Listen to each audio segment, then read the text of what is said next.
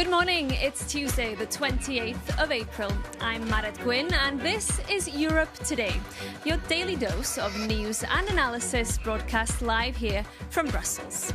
Coming up on today's show, Iran has offered to reopen the Strait of Hormuz if the US lifts its blockade of Iranian ports, according to officials. US Secretary of State Marco Rubio has rejected the offer as unacceptable. Meanwhile, the German Chancellor Friedrich Merz has said the US is being humiliated in talks with Iran. We'll bring you the latest. And with the US and Iran locked in a standoff over the Strait of Hormuz, the European Union is facing a deepening energy shock with potentially far-reaching economic consequences. We look at whether the political response has matched the scale of the crisis.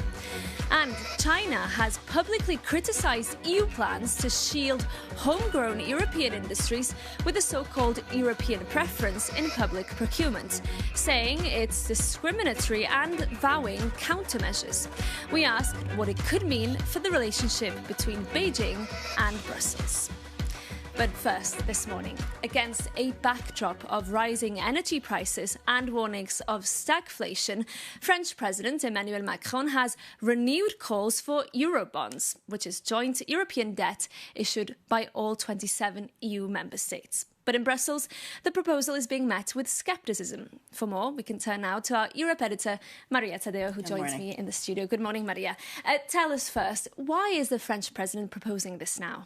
Well, Merit, this is something that it's not necessarily new coming from Emmanuel Macron, because he's always argued for this idea of a strategic autonomy for Europe. So this is a European Union that is able to operate independently in a global scenario, of course, in which you're seeing deep competition coming both from China, but increasingly the United States of America. He's always argued that in order to finance this autonomy, you will need joint debt. No single country in the European Union can do it alone. And obviously, we're talking about billions in investments. So it does make sense, and it matches his thinking that he's now put forward for many years. Nonetheless, the timing now, this is all looking into the June summit in which European leaders will gather in Brussels. Emmanuel Macron has already said for months that fundamental decisions when it comes to the European economy will have to be made. So they are trying to revamp the idea looking into this gathering. At the same time, you're seeing, and you just alluded to this at the start of the show,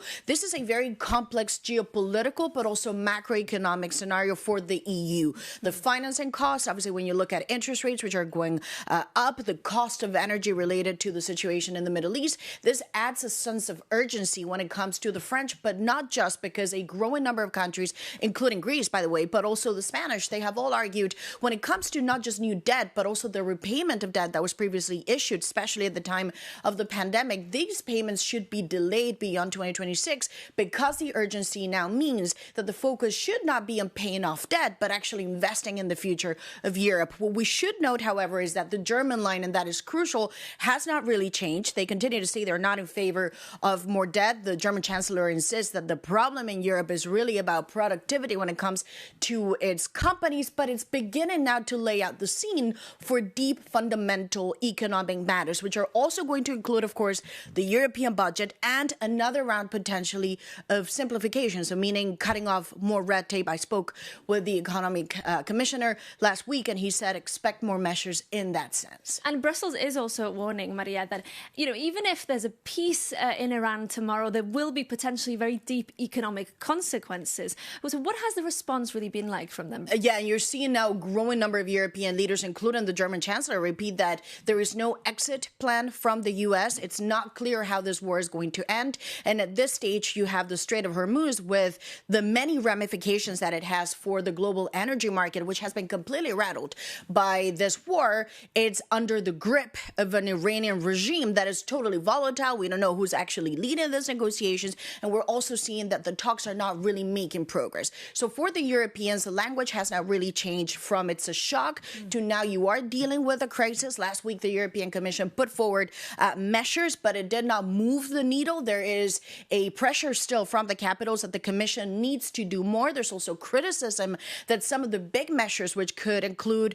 counting out some of the energy costs from fiscal deficits and debt, that should be tweaked, those parameters. There's also been now calls about suspending some of the green rules rules and legislations. There's been calls also about state aid that can work for some countries, but not others which do not have the financial capacity to pay for it. So you're still increasingly seeing capitals are asking for more. I was at an economic forum over the weekend. The response that I got from the industry is that this is much more severe than the language that you hear from the institutions, and that they do want to see more measures, which for the time being have not come. Okay, Maria Tadeo, thank you so much for that analysis for us. Now, moving on, EU lawmakers are gathering in Strasbourg this week with a raft of issues on their agenda. For more, we can cross over now to the European Parliament in Strasbourg and to our correspondent, Vincenzo Genovese, who's there for us. Good morning, Vincenzo. Great to see you. Give us a sense, what can we expect from the Parliament today? Good morning, Maret. Good morning from Strasbourg. The European Parliament is voting today at noon on a report about rape legislation in the EU. The resolution calls on the European Commission to establish a common definition of rape, which should be valid across all the 27 member states, and essentially says that any form of sex without consent should be considered as rape, which is not the case today all across the EU. So why is this important? I'll put that question to Abir Al-Salani, a Swedish MEP who has worked on the file. Good morning and welcome. Good morning. What's the key point of this vote? Well, it comes as a result of a failure from the previous mandate when we discussed the gender-based violence directive, and where we fail actually in delivering this kind of legislation to women. And it comes at a very important timing, not only because of the backlash on gender equality issues globally, but also specifically in Europe, but also because of all these scandals that have been surrounding this topic, from the case of Madame Pilico in France to the so-called rape academy, where you drug women, where the partners drug women, they rape them and they streamed it online. So the violence has evolved against women. Sexual violence in Europe has evolved. Because nowadays the definition of rape is, in some member states, is linked to violence. Exactly, and many of these, let me just focus a little bit on the member states, where they actually were the ones pressuring us, the previous mandate, not to go through with the consent-based legislation. And finally, they are waking up, and now it is actually on them to also push the Commission so we can have this legislative proposal. Because when you do this, when you do not choose the side of women in this, the victims, then you're choosing actually the side of the rapist. You're already chosen a side, you're not neutral.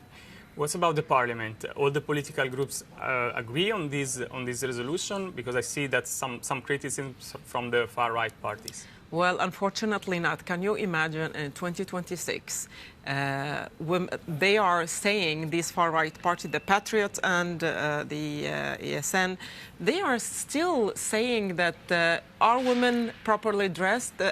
Was she too drunk? What did she do to provoke a rape? Still, they are blaming the woman, the victim, for the rape. And I think that they should be utterly ashamed when they cannot, even in this very volatile situation, they cannot choose the side of the victim. Let's turn to another topic, because tomorrow there is a key debate on the Middle East crisis. What should be done on this crisis? Well, it's not a crisis, it's a war ongoing where actual people, real people, humans like you and me are dying. And they are paying a price for us watching the global order being renegotiated in real time. And what we should have done is we should have been much more clear, much more early in our reactions. We should have brought the Iranian opposition to facilitate their democratic shift, but killing people and calling it a war for democracy, that is just ugly. But are you in favor of a direct involvement of the European countries as suggested by President Trump? Never, never in a war that is a crime against international law. We are better than that. Europeans, EU, we are better than this. If we don't protect the international law, then nobody will. Okay. Thank you very much, and we will follow, of course, this debate and all the votes here in the European Parliament in Strasbourg on Euronews and Euronews.com. Maren. Okay, Vincenzo, thank you so much, and thank you to your guest there, MEP Abir Al-Salani. Now, we're continuing now with the Middle East, where uncertainty, of course, still hangs over the future of talks between the US and Iran. For more, we can now cross over to Doha and to our correspondent, Laila Humaira, who's standing by for us. Laila, great to see you again. Tell us, the Iranian Foreign Minister Abbas Araghchi met President Putin in Moscow yesterday. What was the outcome? A very good morning to you as well, Marit. Well, yeah, it seems like Iranian Foreign Minister Abbas Araghchi was very pleased with his visit to Russia and his meeting with the Russian President Vladimir Putin, hailing the strategic partnership between Tehran and the Kremlin. Now, after these talks, Araghchi also said that the U.S. had offered a new round of talks and negotiations. But on the U.S. side, though, latest reports from several U.S. media outlets are saying that Trump is again unhappy with the peace proposal that Iran had put forth after reviewing it with his security team, which begs the question, what is going to happen next? Now, Washington has been very clear that its red lines remain, that Iran cannot be enriching uranium and it cannot possess any capabilities to develop a nuclear weapons program. Now, we've had reaction from Europe as well, with the German Chancellor Friedrich Merz saying that the U.S. is being humiliated by Iranian leadership simply because it doesn't have a clear exit strategy for the war. So that's where we stand, Mari. It seems like one step forward, but maybe, possibly 2 steps back as well. And Laila, briefly, both sides still locked in a standoff over the Strait of Hormuz, and it's still having quite a deep impact on the markets. That's right. Now, the Strait of Hormuz situation has escalated into the top rooms of the United Nations, with the UN Security Council calling for an urgent and unconditional reopening of the Strait of Hormuz. Of course, the disruptions and hostilities in the critical maritime shipping trade has sent shockwaves to energy markets and supply chains as well, with oil prices trading at a 3-week high, with Brent crude prices at a critical $108 a barrel level. Now, there's also been latest inflation and consumer confidence data coming out from across Europe, which indicates worries and concerns that weaker or slower consumption is ahead of us, and possibly also a weaker or slowing GDP growth in the coming months. And that's also in the summer months, concerns of lower or shortage of jet fuel, and that would be a concern for flights to be grounded, and the tourism also bracing for impact as well. Okay, Laila Humaira in Doha for us. Thank you so much for that update. Now we're moving on now. The European Commission has defended its Made in Europe push by stating the bloc is one of the most open markets in the world. It came after China slammed the EU's attempt to supercharge local industry. For more, we're joined by our EU correspondent, Angela Skujins. Good morning, Angela. Great to have you.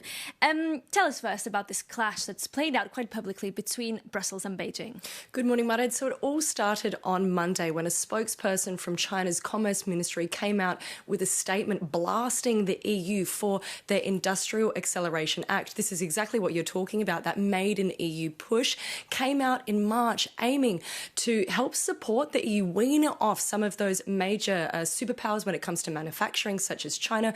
We know that 200,000 jobs in the EU have been wiped out since 2024. These are in the automotive and energy industries. So this big push by the EU wants to help permitting as well as preferencing public procurement when it comes to those made in EU products. Now, China came out with that statement stating that this could violate World Trade Organization principles and it could hurt foreign investment, and that countermeasures could follow if the EU plows through. Now, Brussels has not stayed silent on the matter, and neither has the French Minister Delegate for Europe, who wrote on social media platform X, "We will not back down. Like the United States and China, Europe will support its industrial players." A spokesperson from the European Commission also took to the podium at a public press conference on Monday. This is what they had to say in response to those statements. It's, of course, also about reciprocity. I mean, we've been quite clear that the goal of one of the objectives of the proposal is that we are one of the most open markets in the world, and we have the largest free trade agreement network worldwide. And so we also expect that openness to be mutual. And Angela, this is actually the second statement criticising EU coming from Beijing in recent days. Can we now say that these tensions are really escalating? Yeah, absolutely, Mara. This is the second statement. We know that Beijing came out on Friday criticising the EU for that 20th sanctions package against Russia for that country's ongoing invasion of Ukraine. They imposed restrictive measures for at least 7 defence companies from the EU exporting their defensive products into China. This is in response to at least 24 companies that the EU put on their own sanctions list. These are companies allegedly in China that are helping Russia and Belarus circumvent those EU sanctions measures, as well as for allegedly producing those dual-use technologies that Russia is employing on the battlefield. So what is clear from both of these public spats is that the tensions are escalating between these superpowers, and it is also playing out on the global market. Indeed. Angela, thank you so much for that update and that analysis for us. Now we're moving on now to something a little bit different, because it's a big week in football with the first legs of the Champions League semi-finals kicking off tonight. But this isn't just a clash of teams. The 4 semi-finalists also represent how club ownership in Europe is shifting, as Jakub Janus explains. Tonight, the Champions League semi-finals kick off. But if you expect real drama only on the pitch, look closer at the accounts. And while everyone watches the 22 players chase a ball, your reporter is following the money to witness a high-stakes clash between entirely different versions of how to build a global sporting empire. So let's investigate that together. First, today we have Paris Saint-Germain. PSG has changed football to become a global lifestyle brand. And at the very center is Nasser Al-Khalifi, the most prominent face of European petrodollar investment. And while he wasn't the first to invest, he has become its most influential ambassador. And they face Bayern Munich, the gold standard of the German democratic model. Under the 50+1 rule, club members still hold the majority of voting rights, legally preventing any single billionaire from seizing control. And although its own executives suggested scrapping the rule last month, for now Bayern remains a machine built on fiscal efficiency rather than individual ego, underpinned by its industrial alliance of Adidas, Audi and Allianz. And tomorrow it is a battle of American investment strategies. Until 1990s, Atletico de Madrid was the people's club, but they have undergone a total corporate makeover. And following last month's majority takeover by US private equity firm Apollo Sports Capital, and with home games at the Riyadh Air Metropolitano, they have become a curious hybrid of Wall Street capital and Saudi partnership. And they face Arsenal, the crown jewel of Stan Kroenke's real estate empire. And Kroenke, who is the largest private landowner in the US, does not just buy players, he buys postcodes. And his business model treats the stadium as an anchor for massive urban development. So whether you prefer Qatari luxury, German democracy, or American private equity, today and tomorrow have something for every corporate strategist. Oh yes, and I'm told there might be some football played as well.